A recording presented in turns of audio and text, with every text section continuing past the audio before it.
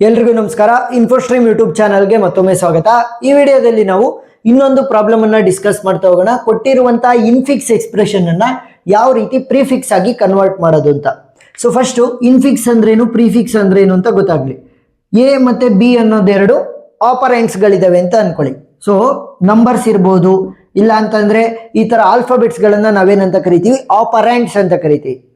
ಅವುಗಳ ಮಧ್ಯ plus minus multiplication ಇವುಗಳನ್ನ ಏನಂತ ಕರಿತೀವಿ, ಆಪರೇಟರ್ಸ್ ಅಂತ ಕರಿತೀವಿ. ಸರಿನಾ? ಆಪರೆಂಟ್ಸ್ ಅಂತ ಅಂದ್ರೇನು, ಆಲ್ಫಾಬೆಟ್ಸ್ ಇರ್ಬೋದು, ನಂಬರ್ಗಳಿರ್ಬೋದು, ಅವುಗಳು ಆಪರೆಂಟ್ಸ್ ಆಗ್ತವೆ.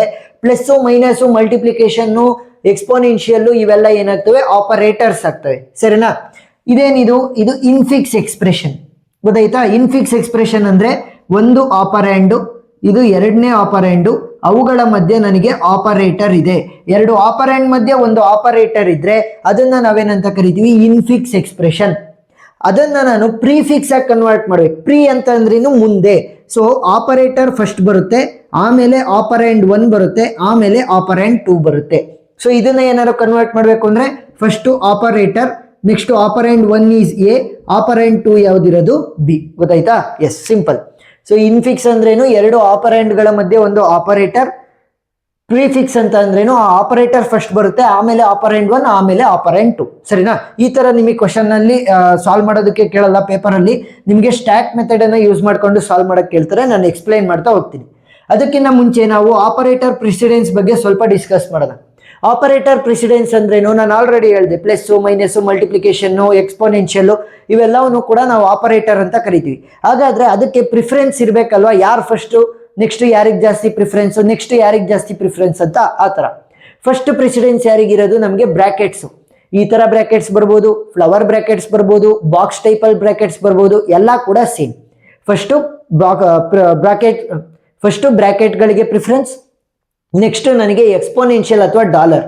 ನಿಮಗೆ ಕನ್ಫ್ಯೂಸ್ ಮಾಡೋಕ್ಕೆ ಅಂತ ಡಾಲರ್ ಅನ್ನ ಕೊಡ್ತಾರೆ. ಡಾಲರ್ ಮತ್ತೆ ಎಕ್ಸ್ಪೋನೆನ್ಷಿಯಲ್ ಎರಡೂ ಕೂಡ ಸೇಮ್. ಗೊತ್ತಾಯ್ತಾ? ಒಂದು ಡಾಲರ್ ಕೊಡ್ತಾರೆ, ಇಲ್ಲ ಅಂತಂದ್ರೆ ಎಕ್ಸ್ಪೋನೆನ್ಷಿಯಲ್ ಕೊಡ್ತಾರೆ. ನೆಕ್ಸ್ಟ್ ಮಲ್ಟಿಪ್ಲಿಕೇಶನ್ ಮತ್ತೆ ಡಿವಿಷನ್, ಇವರಿಬ್ಬರಿಗೂ ಕೂಡ ಸೇಮ್ ಪ್ರೆಸಿಡೆನ್ಸ್ ಇರುತ್ತೆ. ಪ್ಲಸ್ ಮತ್ತೆ ಮೈನಸ್ ಇವರಿಬ್ಬರಿಗೂ ಕೂಡ ಸೇಮ್ ಪ್ರೆಸಿಡೆನ್ಸ್ ಇರುತ್ತೆ. ಹಾಗಾದ್ರೆ ಇಲ್ಲಿ ಸಪರೇಟ್ ಆಗಿ ಬಂದ್ರೆ ಓಕೆ, ಮಲ್ಟಿಪ್ಲಿಕೇಶನ್ ಸಪರೇಟ್ ಆಗಿ ಬಂದಿದೆ, ಡಿವಿಷನ್ ಸಪರೇಟ್ ಎಕ್ಸ್ಪ್ರೆಷನ್ ಅಲ್ಲಿ ಬಂದಿದೆ, ಓಕೆ ನಾನು ಸಾಲ್ವ್ ಮಾಡ್ತೀನಿ. ಬಟ್ ಏನಾದ್ರೂ ಕೂಡ ಇಬ್ರು ಸೇರಿ ಒಂದೇ ಎಕ್ಸ್ಪ್ರೆಷನ್ ಅಲ್ಲಿ ಬಂದ್ರೆ ಏನ್ ಮಾಡೋದು ನೋಡಿ. ಇಲ್ಲಿ for example A plus B star C slash E minus F ಅಂತ ಅನ್ಕೊಳ್ಳಿ. ಈಗ ನೀವು ನೋಡಿದ್ರೆ ಪ್ಲಸ್ ಇದೆ, ಮಲ್ಟಿಪ್ಲಿಕೇಶನ್ ಇದೆ, ಡಿವಿಷನ್ ಇದೆ, ಮೈನಸ್ ಇದೆ. ಸೊ ಫಸ್ಟ್ ಪ್ರಿಫರೆನ್ಸ್ ಯಾರಿಗೆ, ಮಲ್ಟಿಪ್ಲಿಕೇಶನ್ ಮತ್ತೆ ಡಿವಿಷನ್ಗೆ. ಸರಿನಾ? ಮಲ್ಟಿಪ್ಲಿಕೇಶನ್ ಮತ್ತೆ ಡಿವಿಷನ್. ಈಗ ಇಬ್ರು ಕೂಡ ನನಗೆ ಕೊಟ್ಟಿರುವಂತ ಎಕ್ಸ್ಪ್ರೆಷನ್ ಅಲ್ಲಿ ಇರೋದ್ರಿಂದ ಯಾರಿಗೆ ಪ್ರಿಫರೆನ್ಸ್ ಅನ್ನ ಕೊಡಬೇಕು? Simple, left to right associativity. Left ಇಂದ ರೈಟ್ ಗೆ ಹೋಗ್ತಾ ಇರ್ಬೇಕು, ಲೆಫ್ಟ್ ಇಂದ ರೈಟ್ ಗೆ. ಈಗ ಲೆಫ್ಟ್ ಇಂದ ರೈಟ್ ಗೆ ಹೋಗ್ಬೇಕಾದ್ರೆ ಫಸ್ಟ್ ಯಾರು ಸಿಗ್ತಾರೆ, ಲೆಫ್ಟ್ ಇಂದ ರೈಟ್ ಗೆ ಹೋಗ್ಬೇಕಾದ್ರೆ ಮಲ್ಟಿಪ್ಲಿಕೇಶನ್. ಸೊ ಫಸ್ಟ್ ಪ್ರಿಫರೆನ್ಸ್ ಮಲ್ಟಿಪ್ಲಿಕೇಶನ್ಗೆ, ಎರಡನೇ ಪ್ರಿಫರೆನ್ಸ್ ಡಿವಿಷನ್ಗೆ. ನೆಕ್ಸ್ಟ್ ಪ್ಲಸ್ ಮತ್ತೆ ಮೈನಸ್ ಉಳ್ಕೊಂಡು, ಪ್ಲಸ್ ಮತ್ತೆ ಮೈನಸ್ ಮಲ್ಟಿಪ್ಲಿಕೇಶನ್ ಮತ್ತೆ ಡಿವಿಷನ್ಗಿನ್ನ ಸ್ವಲ್ಪ ಪ್ರೆಸಿಡೆನ್ಸ್ ಕಡಿಮೆ. ಸೊ ಪ್ಲಸ್ ಮತ್ತೆ ಮೈನಸ್ ಇಬ್ಬರಿಗೂ ಕೂಡ ಸೇಮ್ ಇರೋದ್ರಿಂದ same left to right. So left to right move ಆಗ್ಬೇಕಾದ್ರೆ ಫಸ್ಟ್ ಯಾವ್ದಿರೋದು ಪ್ಲಸ್, ಸೊ ಇದಕ್ಕೆ 3ನೇದು ಸಿಗುತ್ತೆ. ನೆಕ್ಸ್ಟ್ ಮೈನಸ್, ಸೊ ಇದಕ್ಕೆ 4ನೇ ಪ್ರಿಫರೆನ್ಸ್. ಗೊತ್ತಾಯ್ತಾ? ಏನಾದ್ರೂ ಕೂಡ ಸೇಮ್ ಪ್ರಿಫರೆನ್ಸ್ ಇರೋವಂಥವು ಬಂದ್ರೆ ಲೆಫ್ಟ್ ಟು ರೈಟ್ ಅಸೋಸಿಯೇಟಿವಿಟಿನ ಫಾಲೋ ಮಾಡ್ತಾ ಹೋಗ್ತೀವಿ. ಅಂದ್ರೆ ಲೆಫ್ಟ್ ಇಂದ ರೈಟ್ ಹೋಗ್ಬೇಕಾದ್ರೆ ಯಾರು ಫಸ್ಟ್ ಸಿಗ್ತಾರೆ ಅವರು. ಆದ್ರೆ ನಿಮಗೆ VT ಎಕ್ಸಾಮಿನೇಷನ್ಸ್ ಅಂತ ಬಂದಾಗ ನಿಮ್ಗೆ ಟೇಬಲ್ ಅನ್ನ ಯೂಸ್ ಮಾಡ್ಕೊಂಡು, ಅಂದ್ರೆ ಸ್ಟ್ಯಾಕ್ ಮೆಥಡ್ ಅನ್ನ ಯೂಸ್ ಮಾಡ್ಕೊಂಡು ಸಾಲ್ವ್ ಮಾಡಕ್ ಹೇಳ್ತಾರೆ. ಸೊ ಆ ತರ ಸಾಲ್ವ್ ಮಾಡ್ತಾ ಹೋಗೋಣ. ನಾವು ಸ್ಟ್ಯಾಕ್ ಮೆಥಡ್ ಅನ್ನ ಯೂಸ್ ಮಾಡ್ಬೇಕಾದ್ರೆ 3 ಕಾಲಮ್ಗಳನ್ನ ತಗೊಂತೀವಿ. ಒಂದು ಸಿಂಬಲ್, ನೆಕ್ಸ್ಟ್ ಎರಡನೇದು ಸ್ಟ್ಯಾಕ್, ಅಥವಾ ಇದನ್ನ ನಾನು ಆಪರೇಟರ್ ಅಂತ ಕೂಡ ಕರಿಬಹುದು. ಸರಿನಾ? Operator column. ನೆಕ್ಸ್ಟ್ 3ನೇದು ನನಗೆ ಪ್ರಿಫಿಕ್ಸ್. ಗೊತ್ತಾಯ್ತಾ? So first symbol, next stack ಅಥವಾ ಆಪರೇಟರ್, ನೆಕ್ಸ್ಟ್ ಪ್ರಿಫಿಕ್ಸ್. ಪ್ರಿಫಿಕ್ಸ್ ಇನ್ಫಿಕ್ಸ್ ಇಂದ ಪ್ರಿಫಿಕ್ಸ್ ಕನ್ವರ್ಟ್ ಮಾಡ್ಬೇಕಾದ್ರೆ ಒಂದು ನೆನಪಿರ್ಲಿ, ನಾವು ಕೊಟ್ಟಿರುವಂತಹ ಎಕ್ಸ್ಪ್ರೆಷನ್ ಅನ್ನ ಉಲ್ಟಾ ಬರ್ಕೊಂತೀವಿ. ಗೊತ್ತಾಯ್ತಾ? ಇನ್ಫಿಕ್ಸ್ ಇಂದ ಪ್ರಿಫಿಕ್ಸ್ ಕನ್ವರ್ಟ್ ಮಾಡ್ಬೇಕಾದ್ರೆ ಕೊಟ್ಟಿರುವಂತಹ ಎಕ್ಸ್ಪ್ರೆಷನ್ ಅನ್ನ ಉಲ್ಟಾ ಬರ್ಕೊಂತೀವಿ. ಉಲ್ಟಾ ಬರ್ಕೋಬೇಕಾದ್ರೆ ಓಪನ್ ಪ್ಯಾರಂಥಿಸಿಸ್ ಅಥವಾ ಓಪನ್ ಬ್ರಾಕೆಟ್ ಇದ್ರೆ ಅದನ್ನ ನಾವು ಕ್ಲೋಸ್ಡ್ ಬ್ರಾಕೆಟ್ ತರ ಬರ್ಕೋಬೇಕು. ಕ್ಲೋಸ್ಡ್ ಬ್ರಾಕೆಟ್ ಇದ್ರೆ ಅದನ್ನ ನಾವು ಓಪನ್ ಬ್ರಾಕೆಟ್ ತರ ಬರ್ಕೋಬೇಕು.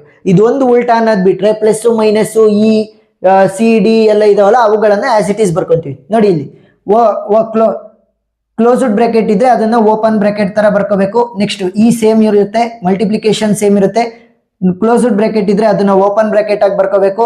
ನೆಕ್ಸ್ಟ್ ಡಿ ಮೈನಸ್ ಸಿ ಹಂಗೆ ಉಳ್ಕೊಳುತ್ತೆ. ಓಪನ್ ಬ್ರಾಕೆಟ್ ಇದ್ರೆ ಅದನ್ನ ಕ್ಲೋಸ್ಡ್ ಬ್ರಾಕೆಟ್ ಆಗಿ ಬರ್ಕೋಬೇಕು. ಪ್ಲಸ್ ಬಿ ಹಂಗೆ ಉಳ್ಕೊಳುತ್ತೆ. ನೆಕ್ಸ್ಟ್ ಓಪನ್ ಬ್ರಾಕೆಟ್ ಇದ್ರೆ ಅದನ್ನ ಕ್ಲೋಸ್ಡ್ ಬ್ರಾಕೆಟ್ ಆಗಿ ಬರ್ಕೋಬೇಕು. ಮಲ್ಟಿಪ್ಲಿಕೇಶನ್ ಎ ಹಂಗೆ ಉಳ್ಕೊಳುತ್ತೆ. ಗೊತ್ತಾಯ್ತಾ? ಉಲ್ಟಾ ಬರಿತಾ ಹೋಗ್ತೀವಿ. ಬರಿಬೇಕಾದ್ರೆ ಓಪನ್ ಬ್ರಾಕೆಟ್ ಅನ್ನ ಕ್ಲೋಸ್ಡ್ ಬ್ರಾಕೆಟ್ ಆಗಿ, ಕ್ಲೋಸ್ಡ್ ಬ್ರಾಕೆಟ್ ಅನ್ನ ಓಪನ್ ಬ್ರಾಕೆಟ್ ಆಗಿ ಬರಿತಾ ಹೋಗ್ಬೇಕು. ಅವಾಗ ಮಾತ್ರ ಕರೆಕ್ಟ್ ಆಗ್ತಾ ಹೋಗುತ್ತೆ. ಈಗ ನಾವು ಇದನ್ನ ರೆಫರೆನ್ಸ್ ಆಗಿ ಇಟ್ಕೊಂಡು ಸಾಲ್ವ್ ಮಾಡ್ಬೇಕು. ಮೊದಲನೇ ಸಿಂಬಲ್ ಯಾವ್ದಿರೋದು? Open bracket. ಸೊ ನಾನಿಲ್ಲಿ ಎಕ್ಸೆಪ್ಷನ್ ಅಂತ ಬರ್ದಿರ್ತೀನಿ. ಸರಿನಾ?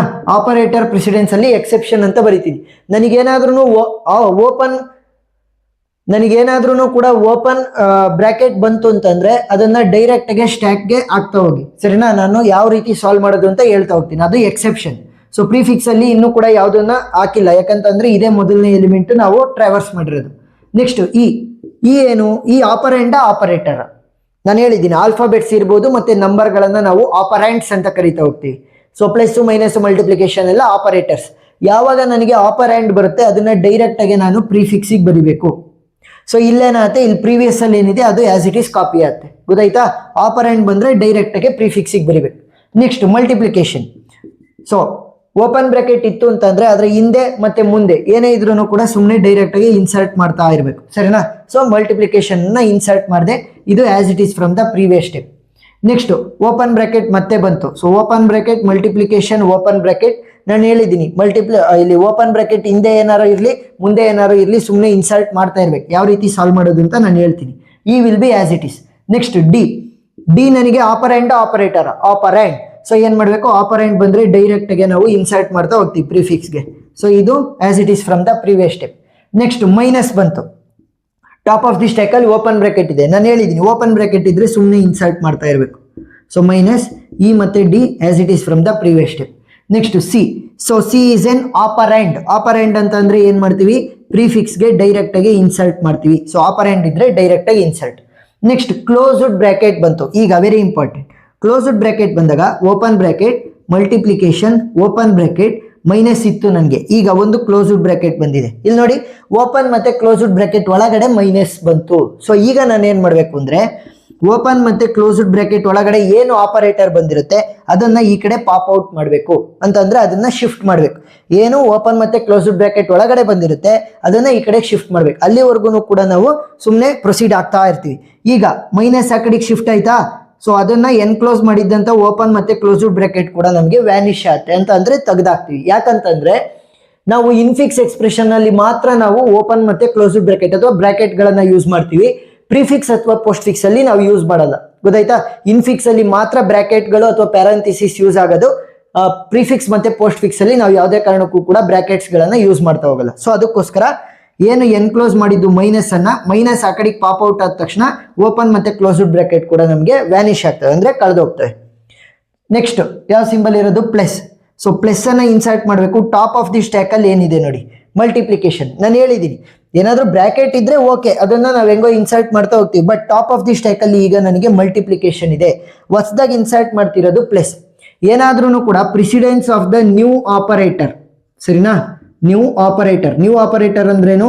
ಈಗ ನಾನು ಇನ್ಸರ್ಟ್ ಮಾಡಕ್ ಹೊರಡಿರುವಂತಹ ಆಪರೇಟರ್ದು ಪ್ರಿಸಿಡೆನ್ಸು ಏನಾದ್ರೂ ಟಾಪ್ ಆಫ್ ದಿ ಸ್ಟ್ಯಾಕ್ ಅಲ್ಲಿ ಇರುವಂತಹ ಆಪರೇಟರ್ಗಿನ್ನ ಕಡಿಮೆ ಇದ್ರೆ ನೋಡಿ, ಪ್ಲಸ್ ಇಲ್ಲಿದೆ, ನೆಕ್ಸ್ಟ್ ಮಲ್ಟಿಪ್ಲಿಕೇಶನ್ ಇಲ್ಲಿದೆ. ಸೊ ಮಲ್ಟಿಪ್ಲಿಕೇಶನ್ ಗಿನ್ನ ಪ್ಲಸ್ ಕಡಿಮೆನ ಪ್ರೆಸಿಡೆನ್ಸು? ಎಸ್. ಸೊ ಹೊಸದಾಗಿ ಇನ್ಸರ್ಟ್ ಮಾಡಬೇಕಾಗಿರುವಂತಹ operator precedence top of the stack ಅಲ್ಲಿ ಇರುವಂತಹ ಆಪರೇಟರ್ ಪ್ರೆಸಿಡೆನ್ಸ್ ಗಿನ್ನ ಕಡಿಮೆ ಇದ್ರೆ ಟಾಪ್ ಆಫ್ ದಿ ಸ್ಟ್ಯಾಕ್ ಅಲ್ಲಿ ಇರುವಂತದ್ದನ್ನ ಆ ಕಡೆ ಪುಷ್ ಮಾಡಬೇಕು.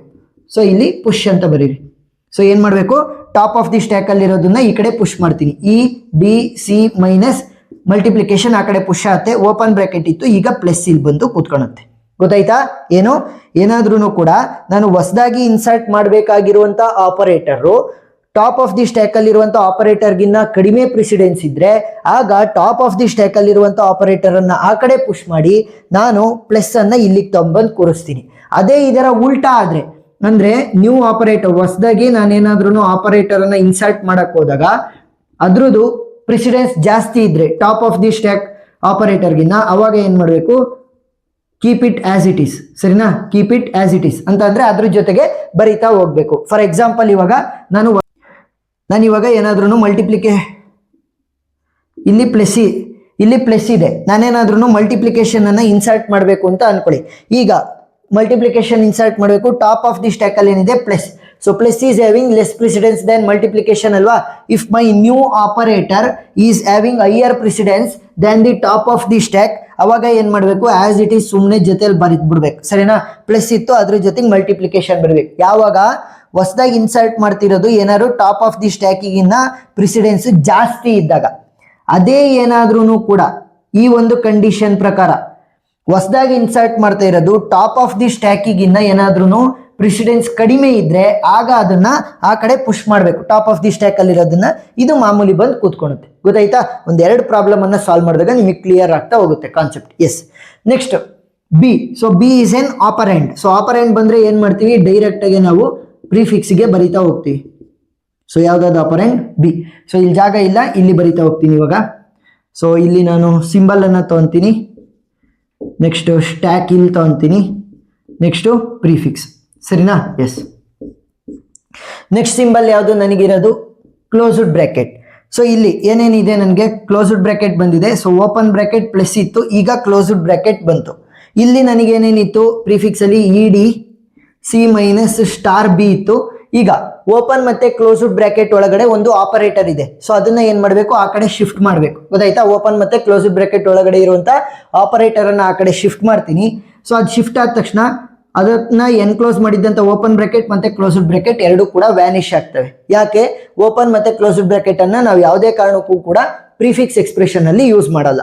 ನೆಕ್ಸ್ಟ್ ಯಾವ್ದಿರೋದು, ಮಲ್ಟಿಪ್ಲಿಕೇಶನ್. ಸೊ ಮಲ್ಟಿಪ್ಲಿಕೇಶನ್ ಇಲ್ಲಿ ಖಾಲಿ ಇರೋದ್ರಿಂದ ಸ್ಟ್ಯಾಕ್ ಡೈರೆಕ್ಟ್ ಆಗಿ ಸ್ಟ್ಯಾಕ್ಗೆ ಬರುತ್ತೆ, ಪ್ರಿಫಿಕ್ಸ್ ಹಂಗೆ ಉಳ್ಕೊಳುತ್ತೆ. E D C next minus multiplication B ಮತ್ತೆ ಪ್ಲಸ್ ಹಂಗೆ ಉಳ್ಕೊಳುತ್ತೆ. Next A. A is an operand. Operand ಅಂತ ಅಂದ್ರೆ ಏನ್ ಮಾಡಬೇಕು, ಪ್ರಿಫಿಕ್ಸ್ ಅಲ್ಲಿ ಡೈರೆಕ್ಟ್ ಆಗಿ ಇನ್ಸರ್ಟ್ ಮಾಡಬೇಕು. E D C minus star B plus. So A ಈ ಕಡೆಗೆ ಬರುತ್ತೆ. ಈಗ ಮಲ್ಟಿಪ್ಲಿಕೇಶನ್ ಮಾತ್ರ ಉಳ್ಕೊಂಡಿದ್ದು ನನ್ನ ಸ್ಟ್ಯಾಕ್ ಅಲ್ಲಿ, ಮುಂದೆ ಯಾವುದೇ ಎಲಿಮೆಂಟ್ ಇಲ್ಲ ನನಗೆ ಟ್ರಾವೆಲ್ ಮಾಡೋದಕ್ಕೆ.